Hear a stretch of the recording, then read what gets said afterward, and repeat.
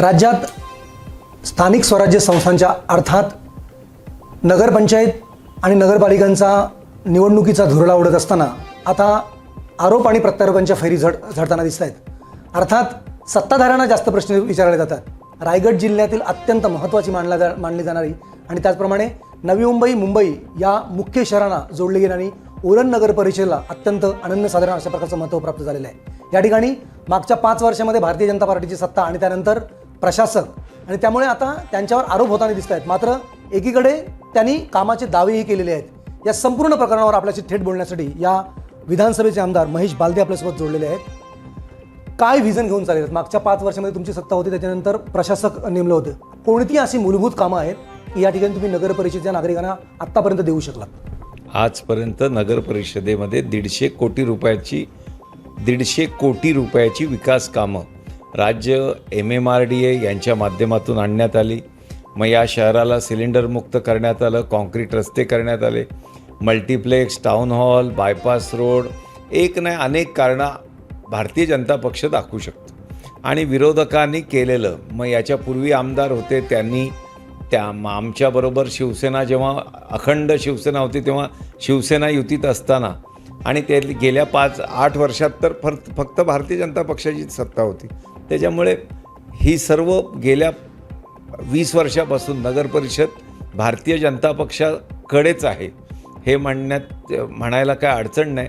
आणि गेल्या 5 वर्षात केलेल्या परफॉर्मन्सच्या आधारावर उरणकर भारतीय जनता पक्षासोबत राहणार आहेत याची मला पूर्ण खात्री आहे. विरोधी पक्षांचं आता म्हणणं आहे, आम्ही आत्ताच त्यांच्याशी बोलून आलो की विरोधी पक्षांचं म्हणणं आहे की 5 वर्षामध्ये सोडा, मागच्या 10 वर्षामध्ये अशी एकही कामं भारतीय जनता पार्टी सांगू शकत नाही, फक्त आकडेवारी सांगितली जाते.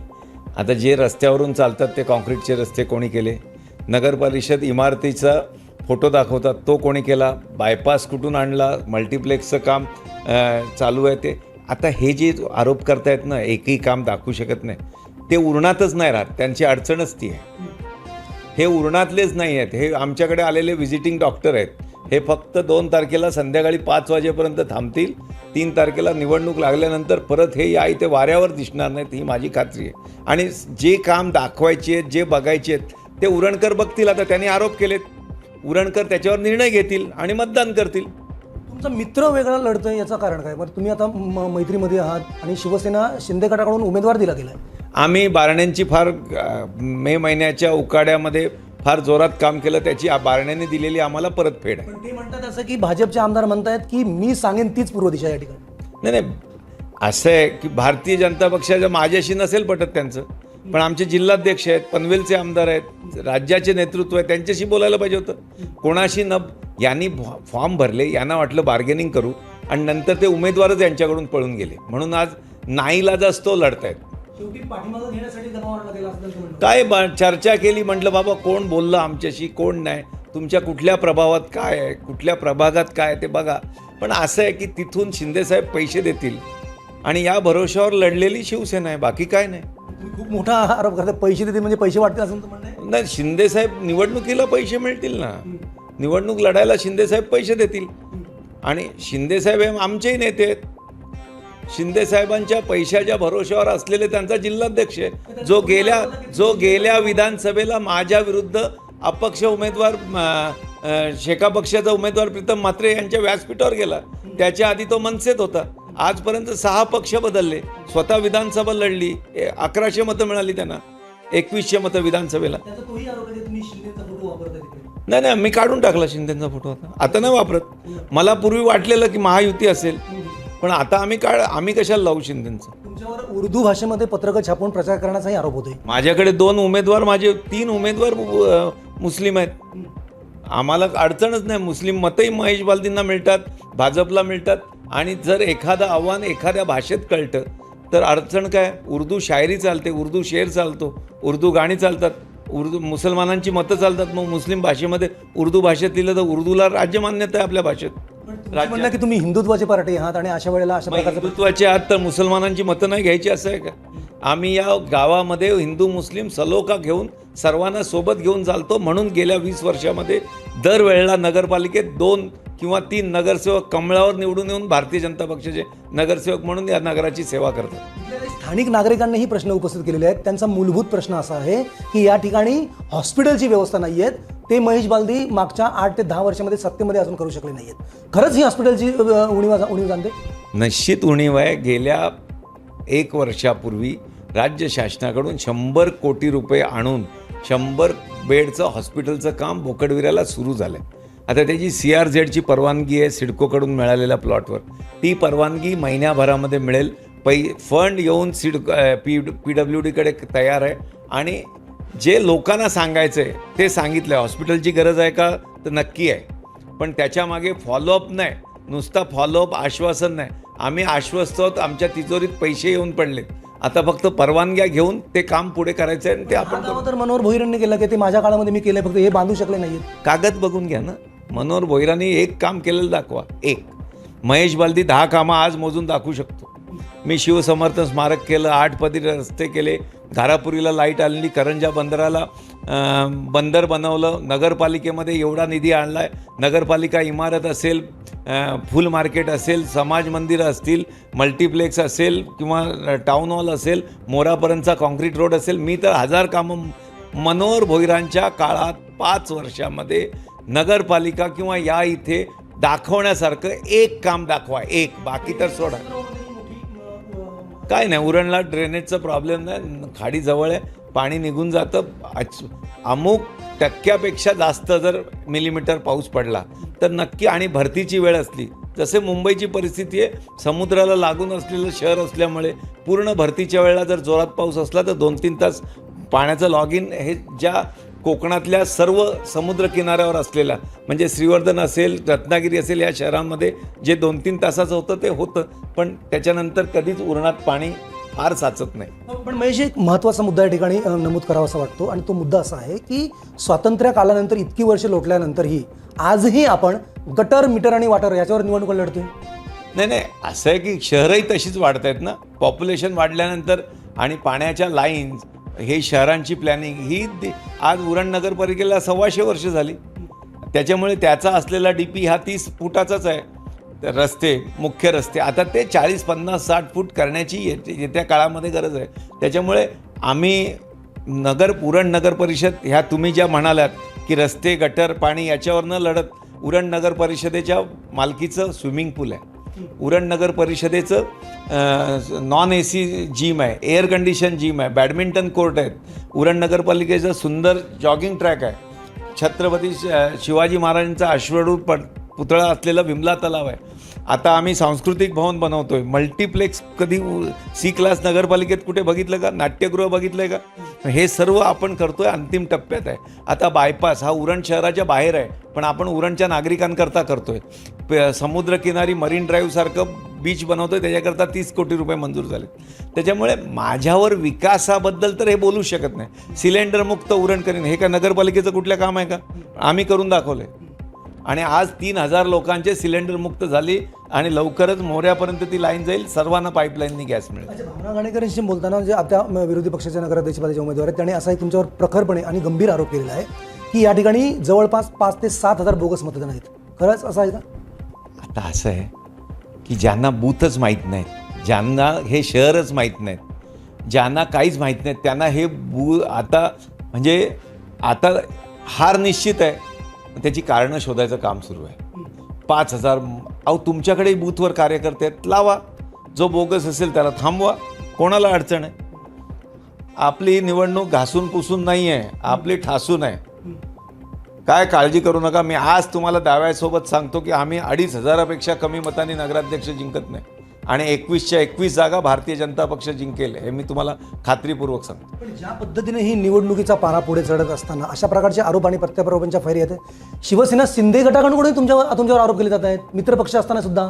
मी त्यांना हाही प्रश्न विचारला की तुम्ही सत्तेमध्ये होतात, तुम्ही आजही सत्तेमध्ये आहात, तुमचे युतीचे आमदार आहे, मग तुम्ही त्यांना जाब का नाही विचारलात? तर त्यांचं म्हणणं आहे की आम्ही जाब विचारला, मात्र आम्हाला ते त्यांनी सांगितलं नाहीये. उडवाउडव चित्रतरी हम करू सो कायदा, अशा प्रकारचं त्यांचं म्हणणं आहे. त्यांची लायकी नाही ते उभं राहायची. पुढे बोला. माझा जाहीर आरोप आहे, हे जी शिंदे सेना आहे ना, याच्यात जो एक उमेदवार 3 ठिकाणी राहिला आहे त्याला राष्ट्रवादीतून आदल्या दिवशी घेतला. राष्ट्रवादीतून आदल्या दिवशी त्याचीच बायको नगराध्यक्षपदाची, तो वॉर्डमध्ये उभा, त्याचीच बायको नगरसेविकेला उभी, एकूण 5 उमेदवार अख्खे भिंग लावून मिळाले, पैकी 3 आयात करून, आणि एक एक वॉर्डामध्ये एक असे एकूण 6 उमेदवार आहेत. याच्यावरून तुम्ही ओळखा की त्यांचा नगराध्यक्ष कसा निवडून येणार आहे. ह्यांनी उलट या शिंदे सेनेच्या लोकांनी या विरोधकांकडून, महाविकास आघाडीकडून आमची मतं खाण्याकरता सुपारी घेतलेली आहे आणि त्यांच्या पैशावर चालू असलेला यांचा प्रचार आहे. त्याने हेही म्हटलं की खासदारांचं इकडं चाललं, कारण खासदार आमदारांपेक्षा मोठे असतात. ते असं म्हणतात की खासदारांना इकडे काय हस्तक्षेप करून देत नाहीत ते लोक. Respect should be commanded, not demanded. सन्मान हा मागून नाही मिळत, तुमच्या कर्तृत्वाने मिळवायला लागतो. आणि काय आहे, मे महिन्यामध्ये आमच्या सर्व भारतीय जनता पक्षाच्या कार्यकर्त्यांनी आप्पा बारण्यांकरता जे कष्ट घेतले ना, त्याची त्यांनी चांगली परतफेड केली. नगर परिषदेला कष्टाचं फळ त्यांनी काय केलं? 0 रुपये. 0 रुपये. अत्यंत जबाबदारी. 15 वर्षामध्ये एकही रुपया नगरपालिकेला न दिलेला या खासदाराचा आम्हाला फक्त भारतीय जनता पक्ष आणि मोदींना मिळणारं मत याच्याकरता त्यांच्याकरता कष्ट केले गेले. पुढच्या वेळेला आप्पा बारणे असतील तर 1010% यातलं एकही काम करणार नाही, हे मी जबाबदारीने सांगतो. अच्छा, एक शेवटचा प्रश्न आहे की ज्या पद्धतीने आपण बघत स्थानिक स्वराज्य संस्थांमध्ये शिवसेना तुमच्या विरोधामध्ये आहे, तुम्ही विरोधामध्ये आहेत, काही ठिकाणी राष्ट्रवादी काँग्रेसबरोबर तुमची युती आहे, तुम्ही या ठिकाणी एकटे लढताय. काय एकंदरीत हे आकलन, लोकांनी ह्यातून काय घ्यावं? म्हणजे एका ठिकाणी तुम्ही सत्तेमध्ये आहात, स्थानिक स्वराज्य संस्थांमध्ये वेगवेगळे लढतायत, एकमेकांवर आरोप प्रत्यारोप करतायत, लोकांनी यातून काय घ्यावं महेश बलदे? काय नाही, लोक विश्वासाने मतं देतील. जो निवडून येईल, जो जितेगा वो सिकंदर. आम्ही जिंकलो तर आम्ही शहराची सेवा करू. लोकांना जर वाटत असेल की महेश बालदी आणि भारतीय जनता पक्ष आणि आमच्या नगराध्यक्षाच्या उमेदवार आणि 21 नगरसेवक हे कर्तव्य दक्ष आहेत आणि हेच या शहराला विकासाच्या दृष्टीने घेऊन जाऊ शकतील, लोक मतं देतील. अगदी शेवटचं आहे, घाणेकरांनी आता एक आव्हान केलं आहे की नोकऱ्या मिळू शकल्या नाहीत. अनेक ठिकाणी प्रकल्पग्रस्तांमध्ये नोकऱ्या ज्यावेळेस भरल्या जातात त्यावेळेस परप्रांतीयांना भरती केली जाते, इथल्या लोकांना डावळलं जातं. मी 10 तासामध्ये माझ्याकडे बायोडाटा आणा, मी 10 तासामध्ये नोकरी लावेन, माझ्याकडे कोणत्याही प्रकारची सत्ता नव्हती. मग महेश बालदींनी या 7-8 वर्षामध्ये 10 वर्षामध्ये काय केलं? नाही, आम्ही किती लावल्या नोकऱ्या हे 27 गाव कमिटी, एअरपोर्टची असेल तर 27 गाव कमिटीला विचारा किंवा या गावाला विचारा. आता निवडणुका आणि उरण नगर परिषदेची निवडणूक ही नोकऱ्यांवर आधारित नाही. आणि 10 तासात नंतर कशाला, आत्ता लावा ना. 10 तासाच्या अगोदर तर 72 तास आहेत ना निवडणुकीला. तुम्ही लावा 1000 नोकऱ्या, 100 तर लावा एअरपोर्टमध्ये. मग लावून टाका ना, कोण थांबवतंय? मग काय आता त्यांना दिसली असेल ही बेरोजगारी असेल तर त्यांनी कोणाची वाट बघताय? 72 कशाला, आत्ता लावा ना. नगरपालिकेच्या निवडणुकीत बेरोजगारी याच्याशी संबंध आहे का? मग तुम्ही 10 तासात लावू शकता, मग वाट कोणाची बघता? आजपर्यंत ग्रामपंचायत नाही जिंकले हो, अजून एक निवडणूक लढले नाही. जिंकण्याचा आत्मविश्वास व्यक्त करतात की यावेळेला शुभेच्छा. कोण उमेदवार म्हणतो मी हरण्याकरता उभा आहे? किती जिंकले आजपर्यंत? किती वेळा जिंकले आजपर्यंत? किती जिंकल्या निवडणुका? कुठे होते? अहो, यांची सर्व मोड बांधताना कोणी कोणाचं चिन्ह घेतलंय, कोणी कोणाचं काय घेतलंय, या सगळ्याला उरणकर बघतायत. 3 तारखेला त्याचा योग्य निर्णय देतील, काय काळजी करू नका. एक अगदी शेवटचं आहे की नवी मुंबई आंतरराष्ट्रीय विमानतळामध्ये नोकरी लावताना पैसे घेतले जातात अशा प्रकारचा आरोप होते. तर तो तुमच्यावर आहे अशातला भाग नाही आहे, मात्र हा आरोप होते, सगळीकडे फिरतोय. तुमचं आकलन काय यातलं किंवा काय स्पष्टीकरण देऊ शकाल? असे एकही रुपया आजपर्यंत सर्व पक्षाच्या चपला बाजूला काढून 27 गाव कमिटी आणि आमची कमिटी ही त्या तिथे नोकऱ्या देते. एकही मुद्दा आम्ही बाहेरचं घेऊन देत नाही आहोत आणि ते स्क्रॅनिंग 27 गाव कमिटी, आमची कमिटी अशी एकत्र मिळून करते. तोच यांना पोटशूळ आहे. शरद पवारांपासून सगळ्यांना मध्ये टाकून झालं, पण यांचे काय कुठे? आम्ही 27 गाव कमिटीच्या पुढे जातच नाही. आधीच ठरल्याप्रमाणे 27 गाव कमिटीची लोक जे बेरोजगारी आहे ती झाल्यानंतर इतर गावं, हा ठरलेला फॉर्म्युला आहे सर्व पक्षीय नेत्यांचा. यांना त्यातलं काही माहीत नाही, फक्त शायनिंग करत फिरणे. आणि त्यांना शुभेच्छा. मला काय म्हणणं नाही, मी आमदार आहे, 4 वेळा नगरसेवक, नगराध्यक्ष, 2 वेळा आमदार.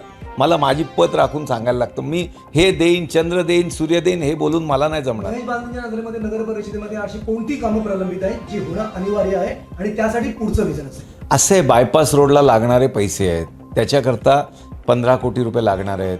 हे जे मल्टिप्लेक्स आम्ही बनवतोय टाउन हॉल, त्याच्याकरता 70% पैसे मिळालेत. आता इंटिरियरचे पैसेही आलेत, तेही राज्य शासनाकडे. यांचा आमदार नाही, यांचा खासदार नाही, यांचं दिल्लीत सरकार नाही, यांचं राज्य सरकार नाही, हे निधी आणणार कुठून? काय मंत्र्यांनी पैसे येतात का? निधी येऊन काम होईल लवकर असं आमचे मंजूर आहेत पैसे, काम प्रत्यक्षात कागदपत्र. आता बायपास आहे, त्याच्याकरता कजप असतं, मोजणी असते, लँड ॲक्विजिशन असतं, त्याच्याकरता आहेत. ती प्रक्रिया चालू आहे ना. एका दिवसात होतं का? दृष्टिक्षेपात नाही. बायपास पावसाळ्याच्या आधी चालू होईल, मल्टिप्लेक्स पुढच्या वर्षात 26मध्ये चालू करू. हे सर्व. आणि काय कुठे मी बोलतोय ते लंडनला आणि आम्ही पॅरिसला आहोत आणि आपण कुठे 5000 किलोमीटर लांब आहोत. ही सर्व जे बोलतोय ही इथून 100 मीटर, 200 मीटर, 500 मीटरवरच आहेत लोक. प्रशासन काळामध्ये पीएनी नगर परिषद चालवली अशा प्रकारचाही आरोप होतो. कोणी पीएनी चालवली आणि कोणी नगरपालिका चालली ना, ज्याला नाही दिसत ना त्याला दुरून डोंगर साजरे वाटतात. यांच्या स्वप्नातही हे नगरपालिका चालवू शकत नाहीत कधी, स्वप्नातही नाही. हे जवळ पण नाहीत. आणि जर जवळ असते तर त्या शिवसेनेनी सोडलं असतं का नगराध्यक्षपद? म्हणजे हे बळाशी दिलेलं पद आहे. कोणच लढाल नाही म्हणून तुम्ही लढा. आणि लढतील. ज्यांचे हाऊस आहे लोकशाहीमध्ये, सर्व लढू शकतात, लढायला पाहिजे. विजय निश्चित आहे. हं, विजय निश्चित आहे तुमचा. 1000% निश्चित आहे. जवळ पण नाहीत आमच्या विरोधात. तर हे होते महेश बालदी यांनी स्पष्टपणे सांगितलेलं आहे की भिंगानं शोधावे लागतील या सगळ्यांना. त्यामुळे विजयाचा मार्ग आमचा मोकळा आहे. त्यामुळे विरोधकांकडे सांगण्यासारखं काहीच नाही आहे. कामं फक्त आम्हीच केलीत आणि पुढे जी कामं करणार आहोत तीही फक्त आम्हीच करणार आहोत. त्यामुळे सत्तेचा पुरेपूर वापर लोकजनतेसाठी आणि सेवेसाठी केलाच असेल अशा प्रकारचा आत्मविश्वास जो आहे तो महेश बालदीने केला आहे. लोकशिवायची संवाद साधला त्याबद्दल धन्यवाद. धन्यवाद. व्हिडिओ जर्नलिस्ट अनिल सह प्रमोद पाटील, LS मराठी, उरण, रायगड.